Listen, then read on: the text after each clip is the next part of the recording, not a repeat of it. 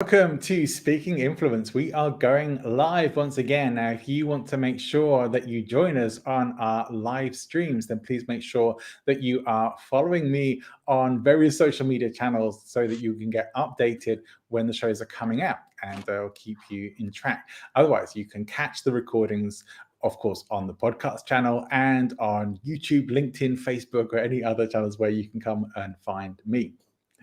Today, we are talking about branding and how you can become the go-to expert, which is particularly important in this area, age of digital marketing.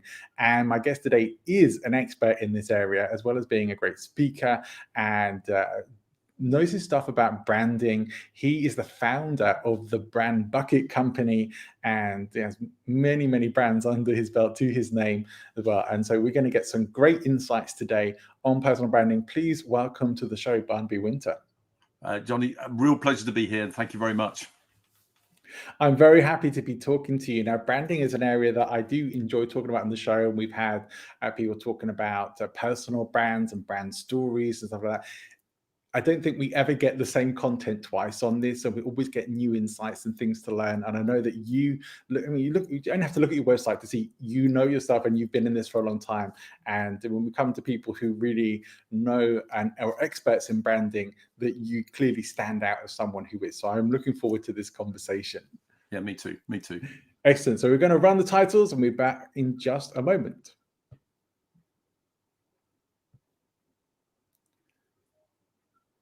I have to put it live, apparently.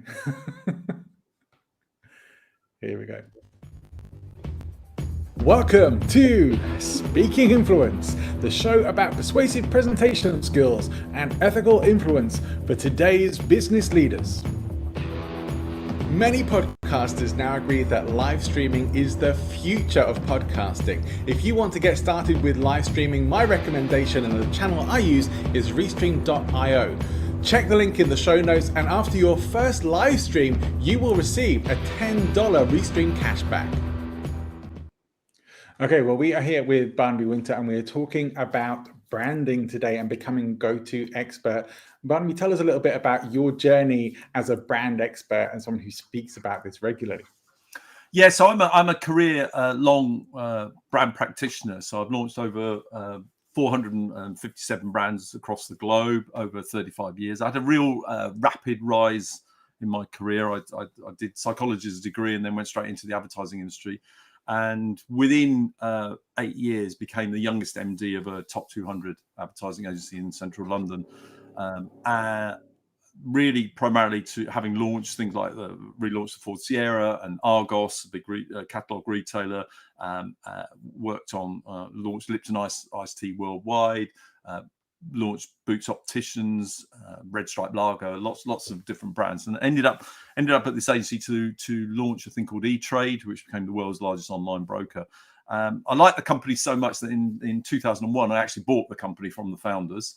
All excited, there I was, a know nothing young MD, didn't know anything, and then we got completely flummoxed by the events of September the 11th, because all our clients were essentially big American clients paying us regular fat monthly fees, and they just stopped spending immediately after September the 11th. So what happened then is, at the same time, marketing was really taking a hammering. So we got together the team. There was about 35 of us in Central Clerkenwell, and we decided to create a formula for marketing success that was really relevant to a more modern client, because what had happened is the online arena had begun to take hold. The way people were consuming marketing was changing. The way people were buying was changing. So we set ourselves a 6-month objective to come up with this formula for marketing success. It took 7 years, Johnny. So it was just mind-bogglingly much more complicated than we set out to do. So by late 2008, 2009, we kind of struck upon the formula for marketing success. We'd seen some 300 brands through the process. So it was really robust. But by that time, I'd moved my company from a PAYE employed organization to effectively a freelance community with a few employees. So we had the same building in Central Clerkenwell, 6 floors with studios and meeting rooms and offices and all that sort of thing. But everybody in there was essentially a freelancer. So as people had retired or left or moved on, we just replaced them with freelancers. And that really changed the dynamic of how clients received this particular formula. The community invited me to go out speaking. So I started to go and tell the industry how they're getting everything absolutely wrong. And one day after a gig, a guy came up to me and he said, "Oh, that was fantastic. I'd love you to come and talk to my organisation." I said, "Brilliant." He said, "How much do you charge?" And I went, £500. He said, "You've never charged before." I didn't realise you could get paid to do this. And he said, "Oh, absolutely. Let me introduce you to the world of professional speaking." So in 2008, I became a professional speaker, started getting paid for gigs, which was really good. And then one day I was on a platform with a behavioral economist, and I was being billed as a behavioral marketer at the time. And he stood up and went on and said, "Look, based on the electricity consumption and output in China and the electricity consumption, oddly enough, in Spain from the wind farms, I'm predicting a double-dip recession." And I sat there and went, "Well, you are having a laugh, aren't you? I've just spent 10 years of hell navigating a completely fundamental shift in marketing. And now you're going to tell me there's a double-dip recession." So I went back to the office and said to the two employees that we had, "Right, I'm going to close the agency and move everything to the cloud." So we spent a year designing a cloud-based agency using the few and far between tools that were available at the time. And a year later, in 2010, I published my first book. And moved the whole agency to the cloud using essentially the same freelance community, but effectively wiping out £330,000 overhead, which I had. So I've never really looked back since then. So today I have a very eclectic portfolio. I work with 5 or 6 major corporates where I embed the whole brand bucket methodology. That takes about a year. I mentor. I'm currently mentoring 21 business leaders of slightly small businesses. I speak 35 times a year, so I aim to speak about 3 times a month on any given platform that people allow me. I have 3 joint ventures: one in YouTube advertising, one in video production, and one doing something else.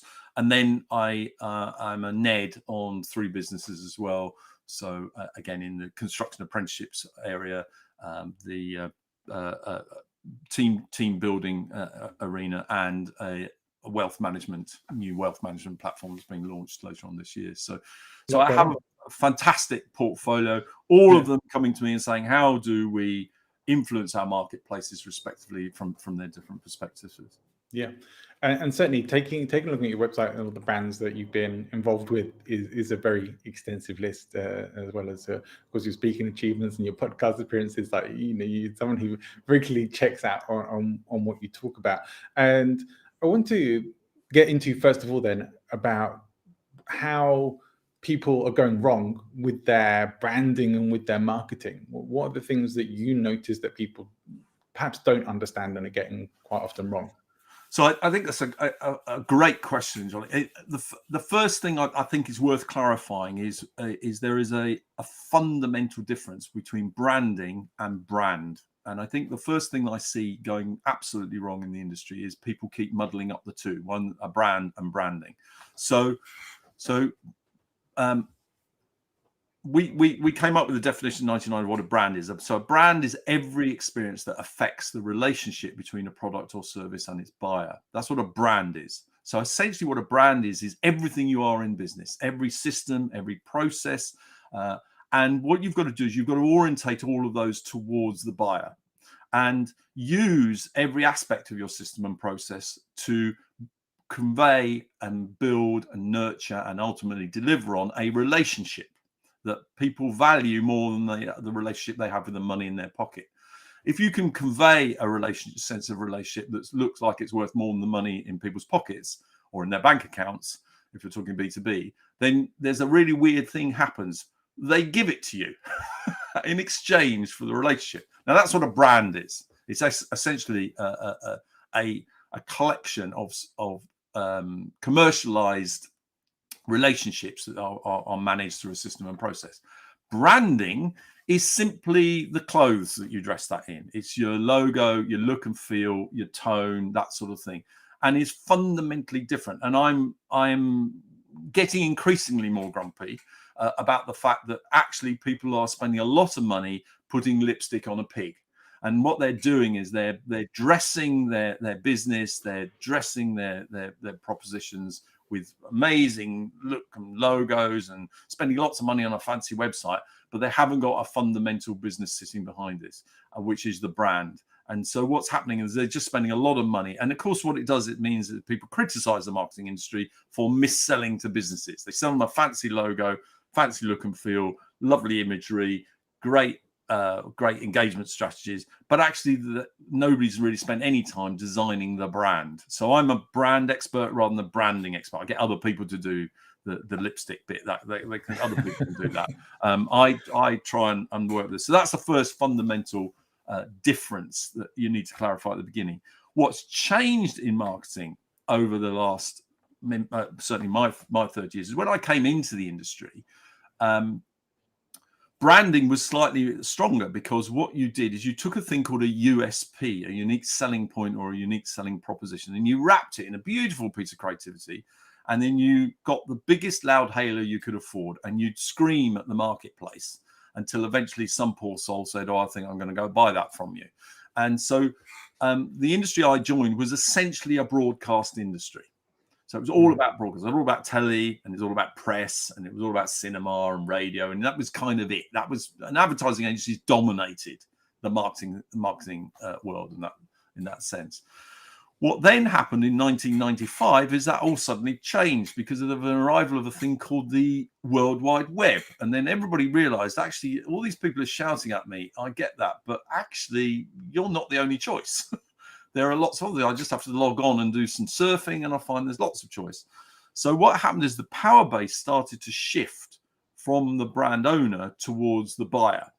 And we saw that really have an impact. I mean, lots of people messed up. They treated the World Wide Web as if it was a bricks and mortar industry, and of course they lost a lot of money in the late 90s and in the early 2000s. Yes.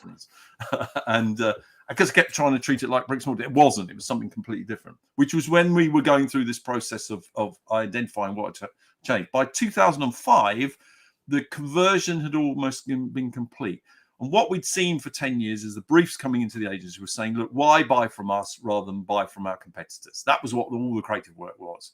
So we were trying to effectively steal from other people, brand steal in terms of strategic terms. By 2005, however, everybody got a bit fed up of being told they had a problem and we had the solution and having all that force fed, because the broadcast industry was still driving all that. And by 2005, it had fundamentally changed again. And this is right in the middle of our program. It's why it took 7 years, because just when we thought we nailed it, we suddenly realized, oh, this doesn't work anymore. We've got to do it again. So we carried on for another couple of years. And what changed was the power base and knowledge base and buyer base shifted to people who were purchasing entirely. And brand owners almost had no control over it. And we saw, all sorts of things. By this time, Google had taken a hold. It started in 98. There were other things coming through. And what we discovered is actually what people were buying now was how you sell stuff. What's your style of doing business? And it made complete sense because, why would people go to Sainsbury's rather than Tesco's, rather than Waitrose, rather than Asda? Well, because it's a style issue. Rather than necessarily what's being sold in it. Yeah, there are some product differences, but it's negligible.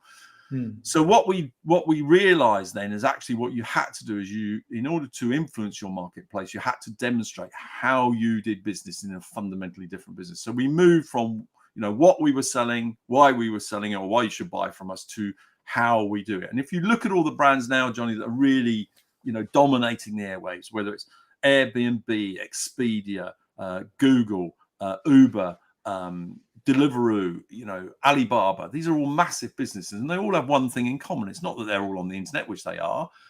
It is that they don't actually make any of their products. They sell other people's stuff. So they themselves are simply brand experiences, and they have taken the true sense of brand and really designed a business that's an experience from beginning to end, which is built around you and me, so that we just love it and we go, one click, done, delivered in a few hours, whatever, amazing. Yeah. Whereas I think there are still a lot of businesses that are still stuck in the dark ages, as is from a few years ago, rather than the middle ages, who are still thinking that their product is the big thing and they're, etc. It's not. People are buying ease of doing business and service now, and so you have to design your brand to really be seamless from beginning to end. And because it's relationship led, only marketing people can help you do that. The sales people just want to do deals. The ops people want to make it simple so they can go home at night.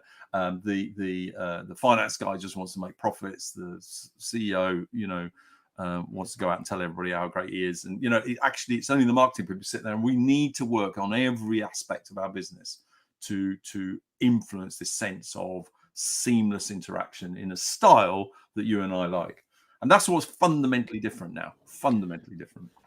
We recently had an episode on relationship marketing, which is actually great and a really interesting thing to be talking about. A lot of the audience for this show are coaches and speakers as well. Yes. And so what do coaches and speakers most need to take away from this understanding? So the first thing you've got to do is you've got to treat the nature of building relationships with event bookers, event organizers, with potential coaching clients, etc. You have to treat that as a relationship building system. So what you've got to do is you've got to kind of transcend the fact that you're not trying to sell yourself. You're selling what it is you deliver to the event booker. So you've got to shift your emphasis away from saying, it's all very well saying I'm a brand expert with 35 years and 457 brands to my name. That means nothing for tomorrow. If you've got a brand today, it means nothing. So, and a lot of coaches and speakers kind of say, I'm highly qualified and all that. They're all just features, right? Okay, yes, you need it and you need to qualify it. What you've got to do is you've got to now demonstrate that the journey to you demonstrates the fact that you have this expertise and that you're prepared to give that up to the people that book you. So if you're a coach, you're going to help people be better something, and you've got lots of techniques. All you have to demonstrate is how you make people better, not what it is you're going to do for them. If you're a speaker, what you've got to do is you've got to demonstrate what your audience is going to feel like as they leave the room you've just spoken in. And then what you have to do is build a seamless journey all the way through so that the event bookers get a flavor of that. They understand it. They get access to it. You can demonstrate that. And then ultimately using you is very simple, easy peasy stuff. And it's not difficult. So you need to set up a system and process, which that when you talk to an event booker or a conference organizer or anybody who's running a gig, that they really don't have to worry about anything. So you have to kind of be a worry-free show, from beginning to end.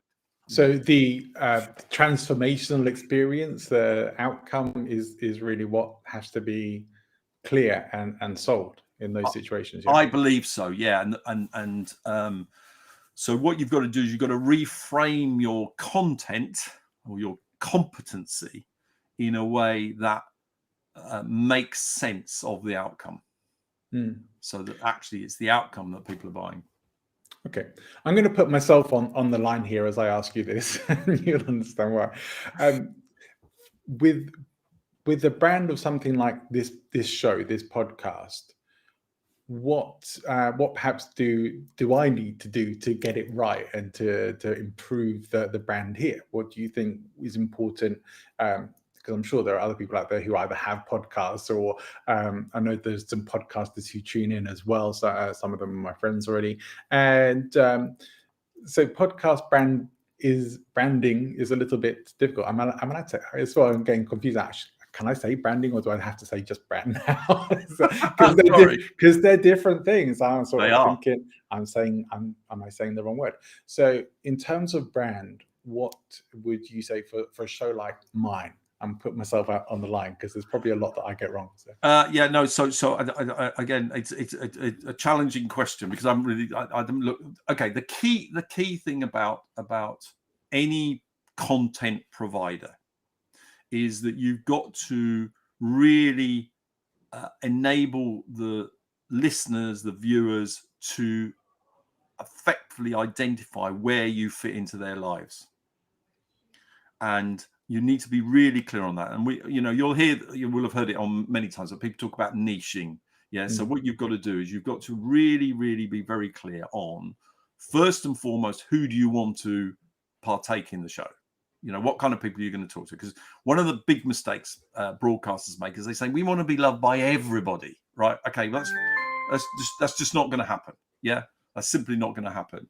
So what you need to do is you need to identify very clearly who your target market is. And then what you've got to do is you've got to create a style of engagement with that target market that's specific to that target market, not to your style. I don't really care about your style.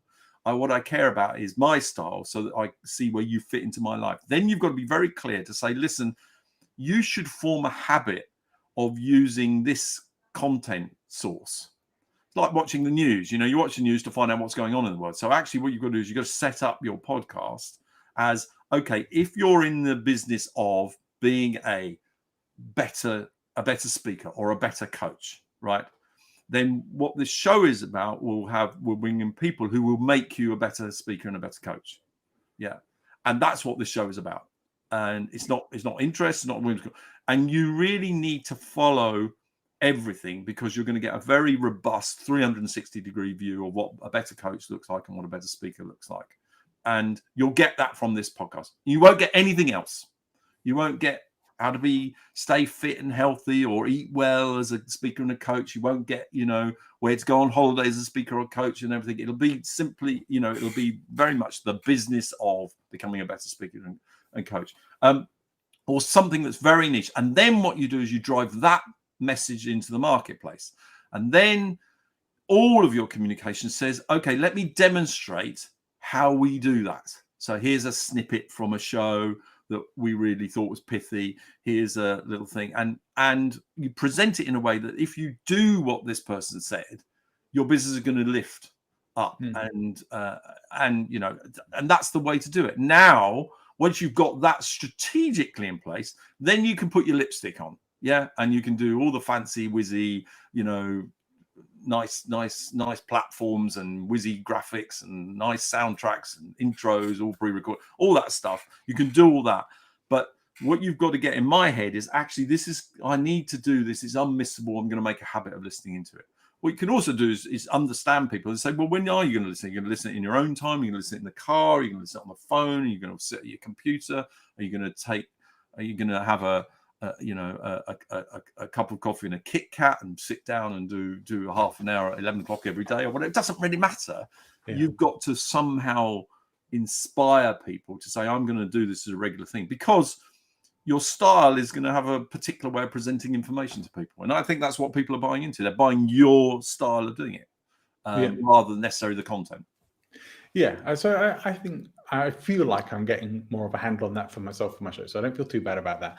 And I definitely have my people who like tuning into the show, and my mission, I think, is pretty clear. I talk about that in a lot of my intros now, where my goal with this show initially, and still is, about educating people on influence and persuasion, ideally within an ethical framework, and how that relates to presenting and public speaking as well. So some episodes will have more of a focus on the influence and persuasion. Some episodes will have more of a focus on the presenting, and sometimes we'll have a bit of talk about both and how those relate. But this is very much, we're talking about brand. We are talking about something that influences people. Your brand influences people. This is very highly relevant. Very much so. Yeah. Whilst we're talking about that, and perhaps that's something we haven't emphasized enough on previous episodes. I was having an interesting insight. I was listening to an audiobook. I'm still not sure what I make of it, but I got some insights from it anyway. It's the Go Giver, the Bob Burg Go Giver book. Yes,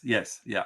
So I was listening to an audiobook of the Go Giver Influencer, they called it, which is, well, that's interesting, and I should probably check it out, because influence and persuasion is what I talk about. So.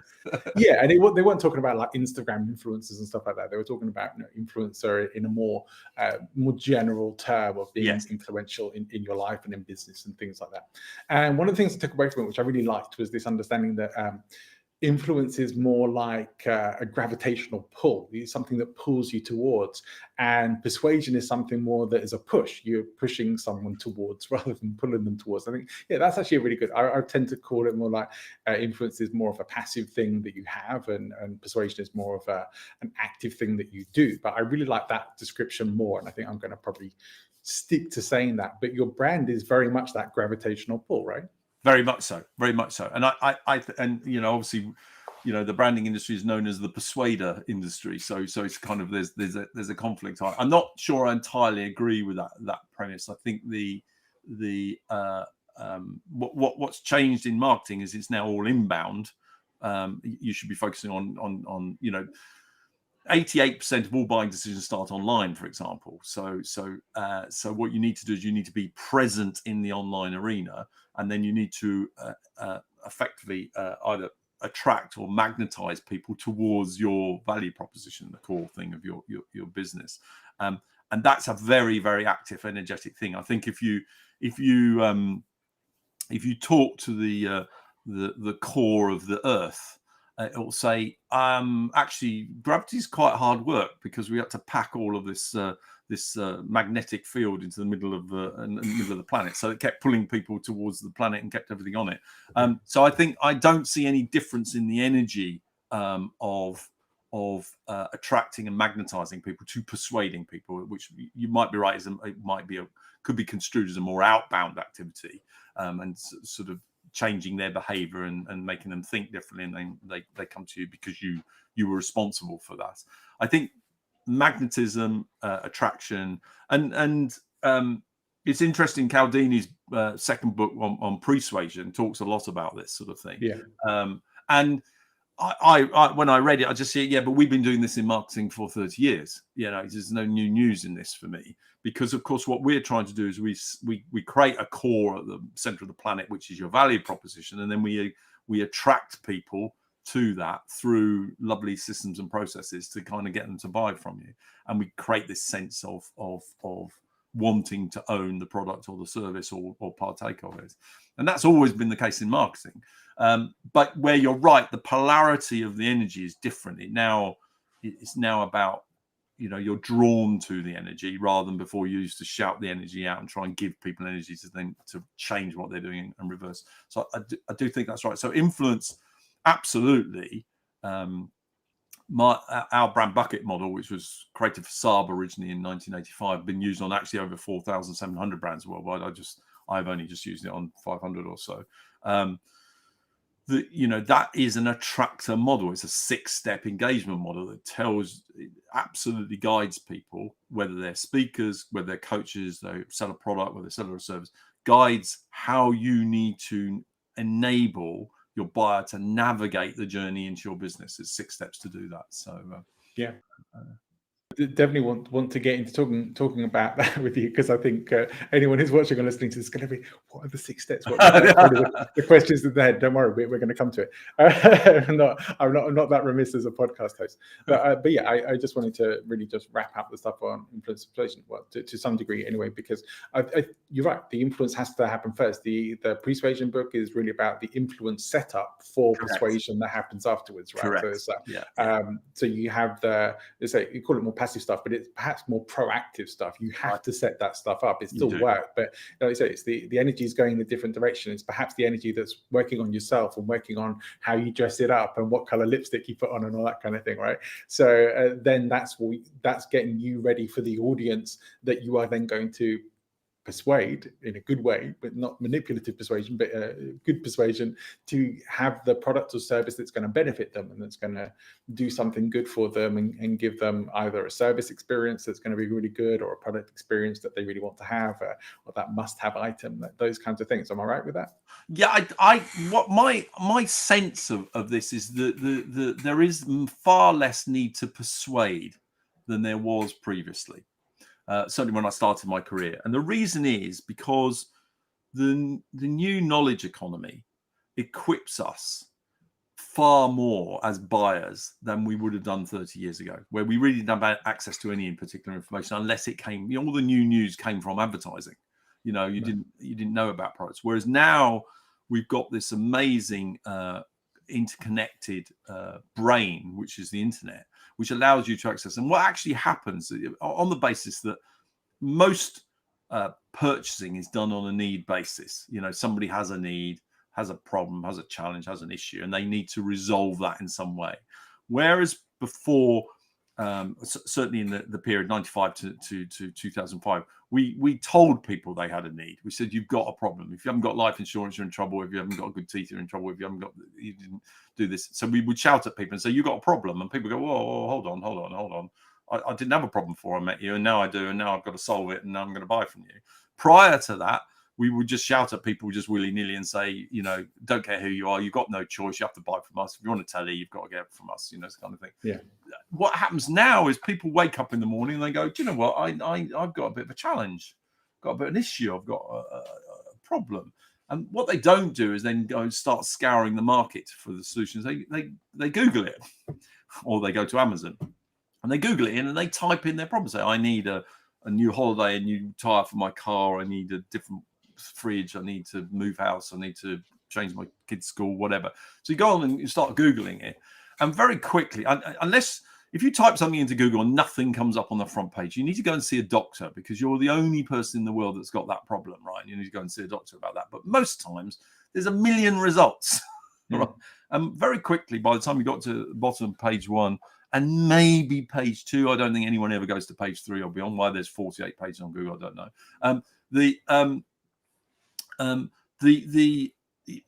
You've got kind of a shopping list. You go, and then what you do is you kind of look at them and you see what they say, and you kind of like, and then you visit their websites. You go and kind of like look at the website. That's interesting, and it's kind of talking to me, and it's in my style.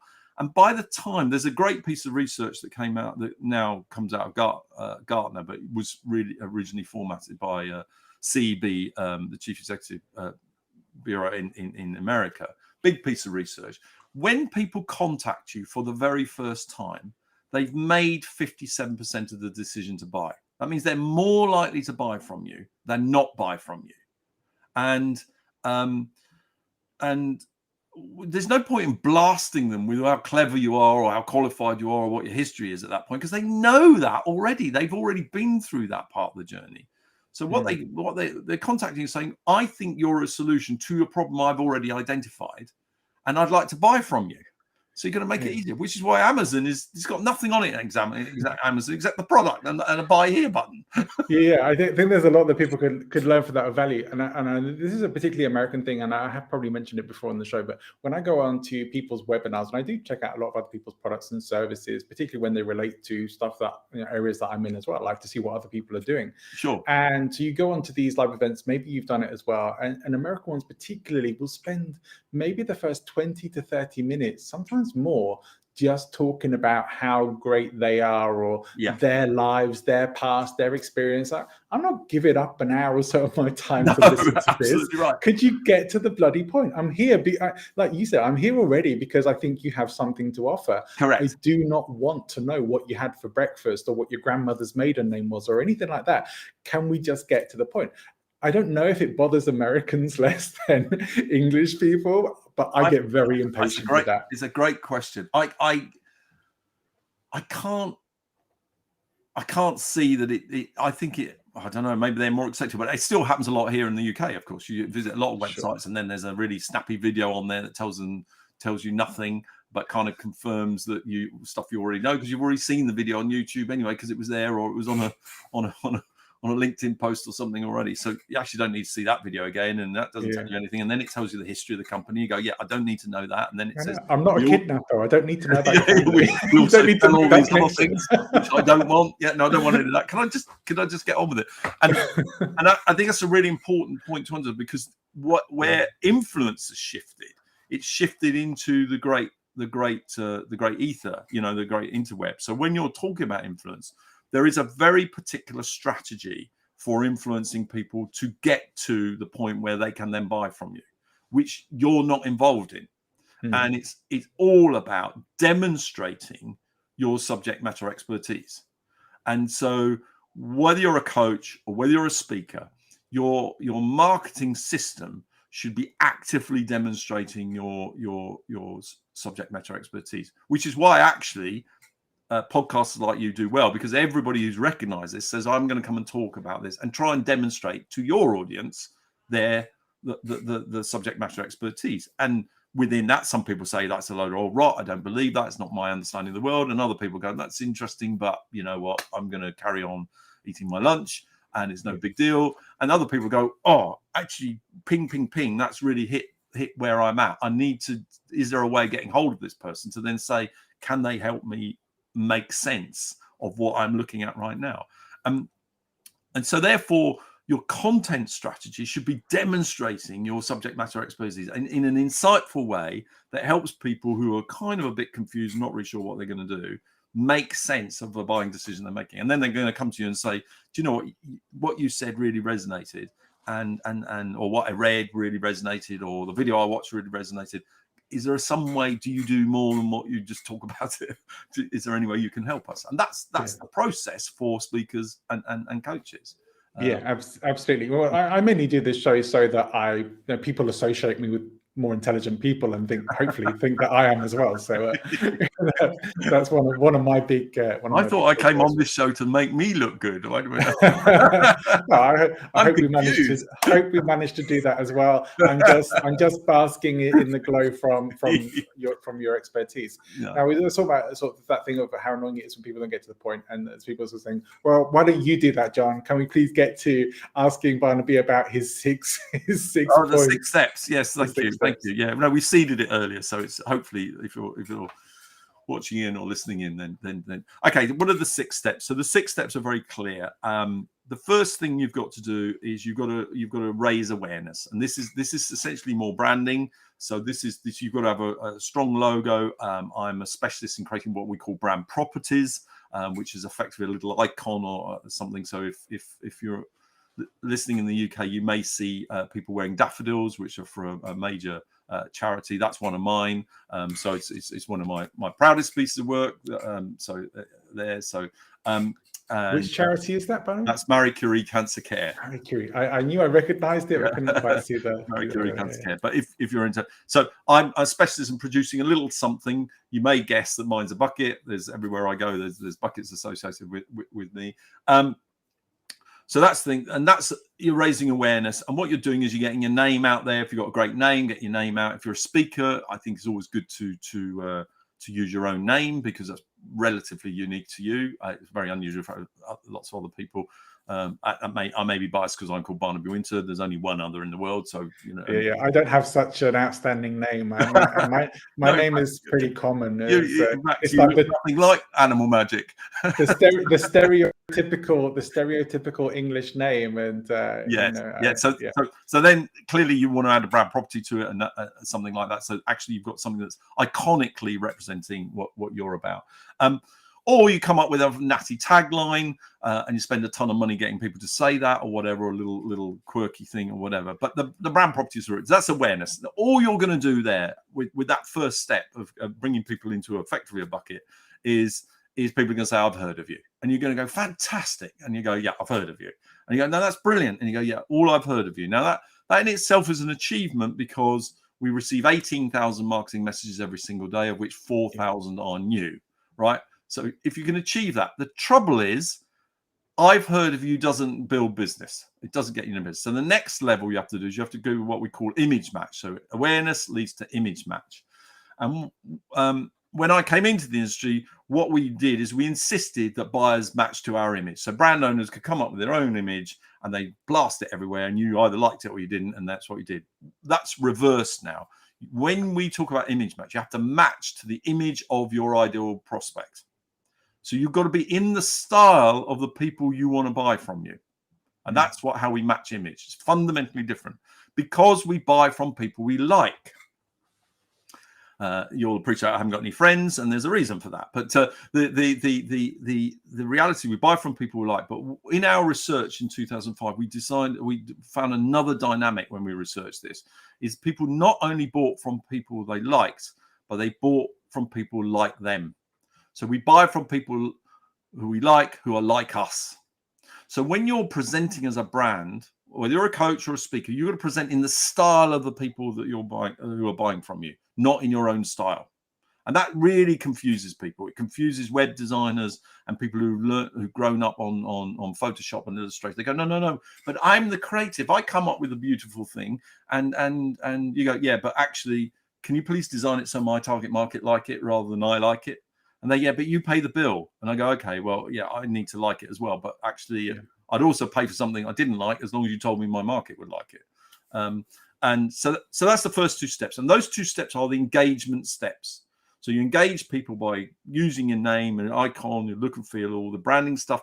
But then what you do is you match the image of your prospect with what you do. Now, if you're a coach or a speaker, one of the best ways of matching to the target market is to use insight, to use your subject matter expertise, to tell people all the amazing things you know, things they've never thought of, because then people who are in that subject will go, wow, you know what, I've never seen the world like that, and that's quite clever what you've just said, and I've never seen that, and wow, do you know what, I should do more with these people. And that moves you to the 3rd step, which we call facts match, because then they go, okay, I've got an opportunity to buy. You'll kind of sound like you might solve one of my problems that I'm challenged with. But I need to find out whether you can. So you ask lots of questions, at which point people say, so what is it exactly you do? That's normally the most common question. If you've ever been networking or you've been everything, or, you know, they say, what do you speak about? What do you coach? You know, and people go, oh, well, I use my 35 years of this, that, and other, and I've done this and blah, blah, blah. And you go, and there we go. At which point, when you look up, they disappeared because they're not interested in the features of your business. They're interested in what's in it for them. So you have to communicate your benefits at this stage. So so when they say, what do you do? Really answer the question, what do you do for me? Which is what actually the Americans do. Actually, I think they overcome this blitzing of how clever people are and how big and wonderful they are by having the question, what do you do for me? And if you go networking in America, as I have done, people walk up to you and say, hi, you know, well, I'm Hank Weissmuller. What do you do for me? And you go, oh, I'm Barnaby. I'm a professional speaker. You know, and this is what happened to me in New York. I'm in New York. I want to speak in America, blah, blah, blah. And he goes, oh, great. He said, what do you do for me? I said, well, I have a unique 6-step engagement model, you know, and I help make all your marketing work. And he goes, okay, great. What do you, you know what, forget it, and walks off. It was quite a profound moment for me. And I've never spoken in America as a result of it. The truth, not through choice, I've never been able to. The Americans have a way of getting through all the clutter. They just say, what do you do for me? And you go, well, actually, what we do is we give you this, we'll achieve this, we'll change this, we'll transform this, whatever. You create a whole new language around what we call facts match. So now awareness, I built awareness, I've heard of you, and I built an image match. I like you because you like me. And now I know what you're going to give me. At this point, marketing people say, great, job done, you know, fantastic, and I'm going to lunch. But actually, what happens is people, you know, you give them the moment. They say, when I need somebody like you, I'll come back. And I hear this as coaches and speakers all the time. Yeah, well, you're perfect for my event coming up, and then they never return. And you go, well, where have you gone? So what the marketing industry does, it keeps feeding back the top, keeps doing the advertising and the blogging and the SEOing and the Google AdWords and the, you know, this, and they keep going. But that's a fraud, because what you should be doing is moving people to the 4th step, which is giving them a test drive. So giving them an experience of what you do, a fundamental experience. We call this response. So you move people from facts match to response. So the 2 steps in the middle there of the bucket, facts match and response, equate to demonstrating your value. And it's really important that you have that. So you demonstrate it by telling everybody what the benefits are, and then you give people a go. And you can see where this comes from Saab, because in that was a test drive. You take car for a test drive. Now, if you take car test drive to see if it's got a steering wheel or a gear stick, or, you know, it's got seats or 4 wheels. No, you don't. You take it to think, what would it be like to be the owner of this car, and does it feel good, and is it the right size? The experience, yeah. It's an immersion of the experience. So you must immerse people in your experience. And, you know, if you're a speaker, you need a good show reel, and you actually ideally want people who are going to book you to come and see you speak live, and how you interact with the audience and all that stuff. You've got to do all of that, you know. And at that point, and only at that point, when they go, I love all this, I love this test drive, I love driving this car around, it's really brilliant. And then the showman says, yeah, well, you do have to give it back because it belongs to us. You know? And you go, no, you can't take it away. I love it. You go, no, I have to take it away. I'm not a charity. And at that point, you say, I'm really sorry, I can't keep giving you this free stuff. And they go, well, what do we do about this? I love the relationship I've got with you. I really like it, solves the problem I've got. I really don't know what, and you go, well, I don't know how to help. I can't keep giving you it free. I'm in business. Oh, actually, I do have one idea. And they go, what is it? What is it? I say, well, you give us money, right? And we'll let you keep it. And they go, yes, great idea. And they give you money. So A radical idea. at that point, they buy. And it's only at that point when they've been fully immersed in effectively what we call the value proposition. Now the marketing people have definitely done. They're off to lunch. They've done their job. They've taken the suspect. They've turned them into a prospect. They've turned them from cold to warm to hot. And they've, and it's been converted and they're happy. Actually, this is where marketing really starts, because now people have given you money with which they have a relationship, and they've exchanged the relationship with their money for a relationship with your product or your service or whatever it is you're doing. So now you've really got to apply marketing thinking to the whole experience of being an owner or a user of your product. We call this usage. So that's step number 5, usage. And you've got to make the experience of being an owner or a user of your product or service amazing. So as a speaker, I can tell you there's lots of speakers who do not make booking amazing. They don't make setting up an event. As a matter of course, I go early to a gig and I sometimes reset the chairs or I do something different. And I've got loads of commentators say the thing that's different about Barnaby is he comes and help us run the event. He doesn't just come and do the show. And he goes, and it's always better for it and everything. Because you've got loads of experience with lots of other gigs. And you go, actually, it'd be better if you didn't have an aisle up the middle. It might be better if you have the aisles at the side so that when latecomers come, they don't disturb everybody who's watching and stuff like that. And stupid things, and you just arrange the chairs is a bit different. And you but get things that help everybody as well, not just yourself. Correct. Yeah. And that's usage. And that's what we call usage. And it could be the way the box opens, or it could be the way you run your sessions or whatever. And then the final step is what we call loyalty, which is you must look after the people who buy from you regularly. And the way you do that is the insights that you're pumping out at the top of the bucket to attract people, you give to the people at the bottom of the bucket first. And say, by the way, we've just discovered this piece of research or this new way of doing things, or I've got a new way of presenting or whatever, a new device. You give that to all the people at the bottom first.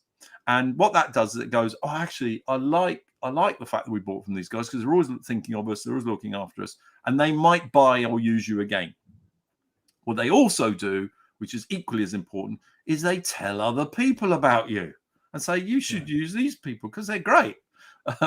And they do this and they're a bit special and all that sort of thing. So the 6 steps are raise awareness, create image match, drive facts match, communicate your benefits, create a response through a test drive, make the experience of being an owner of your product or service or a user of a product amazing, usage, and then loyalty at the bottom. So awareness, image match, facts match, response, usage, loyalty. They're the 6 steps.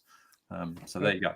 There's your experience coming through, because you saved me having to ask you to recap them for us, because I know I was thinking, oh yeah, I could do the recap of that. I'm sure the audience would as well. But you've done it for us. You expertly delivered your 6 steps, and unfortunately we're drawn to the end of our time talking together. But it's been really fascinating. I could happily go on talking, but I have to let you have some of your day back. And of course, this isn't for free, this is for free, but you can't go on giving it for free, as you mentioned. You can't.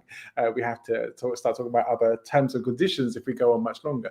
But for now, we're going to start wrapping things up for today. But if there was one thing from what we've talked about today that you would want people to remember the most, okay, if you only take one thing away from this, what would you want it to be? Clearly, I want people to remember that branding is not brand.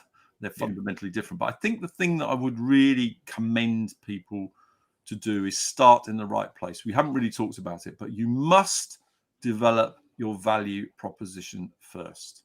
Before you do anything relating to influencing anybody, make sure you know exactly what it is you want to influence the world with. And I'm sorry to say that the significant proportion of businesses, speakers, coaches simply cannot express what their value proposition is. And unless I agree very much. And I have a particular way of doing that, but Please get your value proposition in order before you do any of this. Otherwise, you will, first of all, waste all of your money on anything you do. You will never build a business, and people will never get why you exist. And therefore, you have no chance of influencing anybody or anything apart from what's probably going on in your own head. And so that would be the one thing I'd absolutely commend people to do, is get that value proposition. For coaches and speakers and even general business owners, it's so essential. And I know for myself, especially with some recent work I've been doing on exactly that having that and being clear on having a value proposition that is clearly beneficial to people has been transformative. Is that if you aren't looking and think, oh, I'm excited about that, I'm pumped for it, I really want to buy it, then you still have all your work ahead of you. So Correct.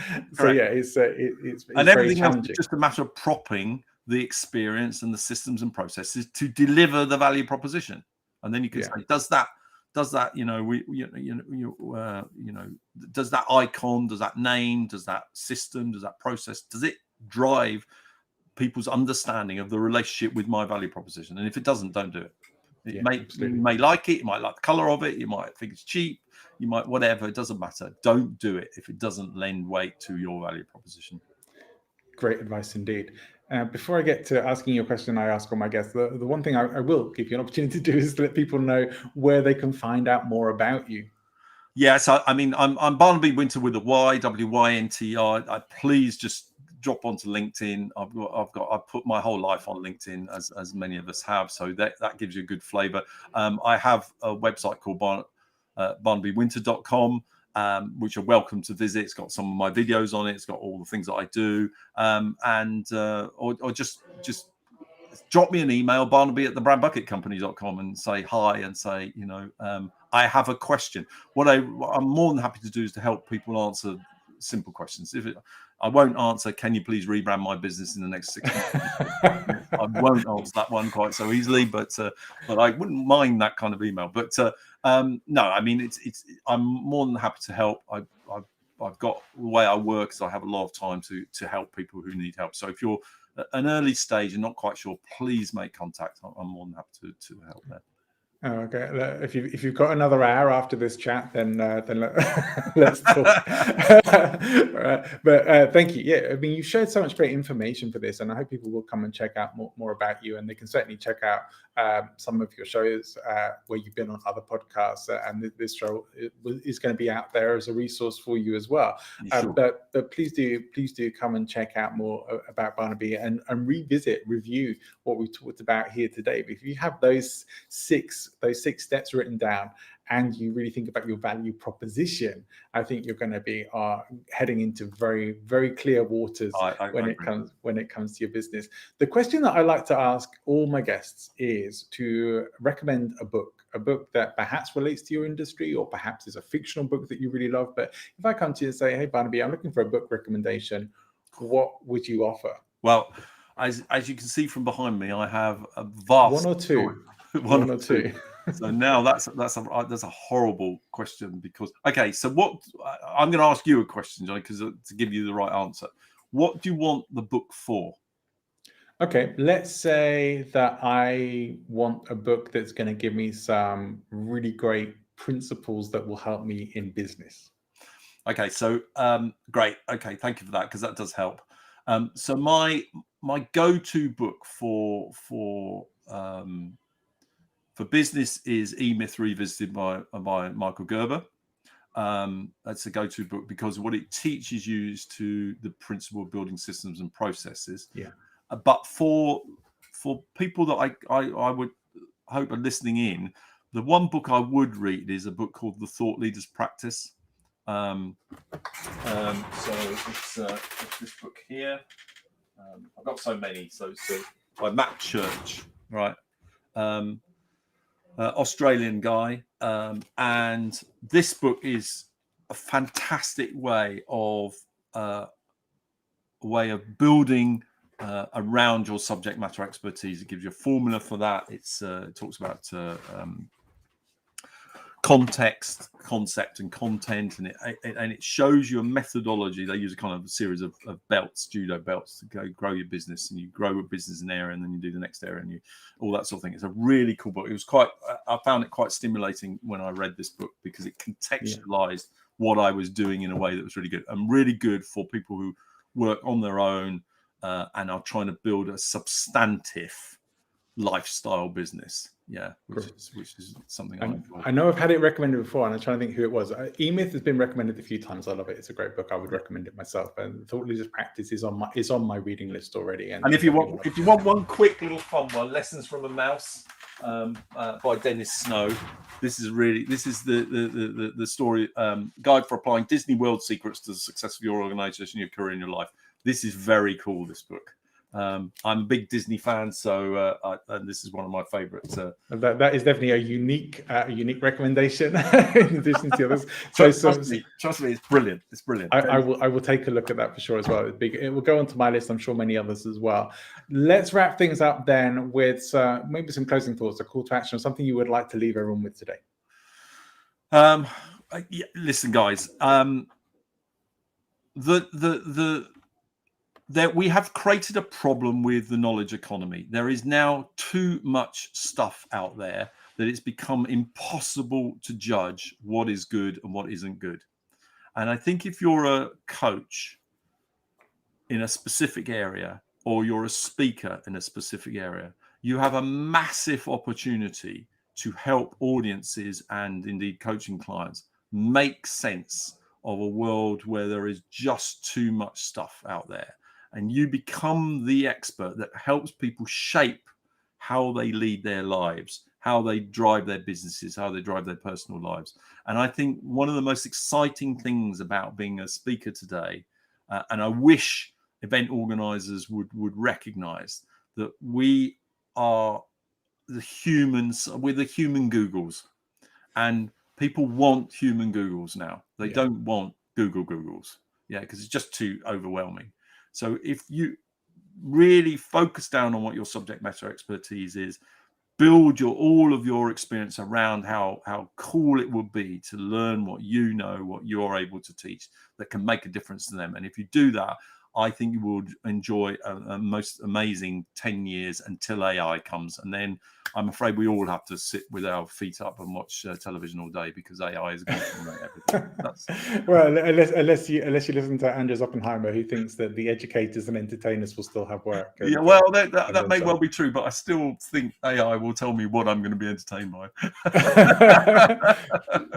More than likely. I was thinking that could be a whole show just talking about that easily. And I'm thinking actually it could be a whole podcast just talking about that particular area. It's a very important thing, and perhaps we will get to talking about that some more on shows in the future. Sure. Barnaby, it's been a real pleasure speaking to you today. I've learned a lot from you, and it's been a fascinating conversation that I know I will return to, and I probably will want to come back to you and speak to you again in the future. Please get to some of the things that we didn't get to talk about today. But please do. Thank you for coming and being a guest on Speaking Influence. Thank you so much, Johnny, and thank you, everyone. Thanks for tuning in. I hope you've enjoyed the show. If you did, please make sure you put something into action that you learned here today. And of course, subscribe to the show if you haven't already done so. If you'd like to support the show, one of the best ways for you to do that is to share our episodes with your network. Now, of course, share the episodes that you love, or perhaps more than the ones that you don't. But word of mouth makes a huge difference to us. And you can now support the show financially as well, even just by buying me a coffee. For $5 a month, you can help make the Speaking Influence podcast an even bigger and better show. There's also a membership level where you can get exclusive access to our live stream recordings, to be in the virtual studio with us, and exclusive Q&A time with our show guests, as well as advanced information of the shows and guests that are coming up. To do that, visit the Supercast page in the show notes or in the YouTube description. If you'd like to know more about podcasting, presenting, public speaking, tools of influence and persuasion, or maybe have me as a speaker at one of your upcoming events, then please do get in touch by email, john@presentinfluence.com, or come and find me on social media. I'd love to connect with you, even if it's just to say hello and let me know that you've enjoyed the show. For now, see you next time, and go and make great things happen.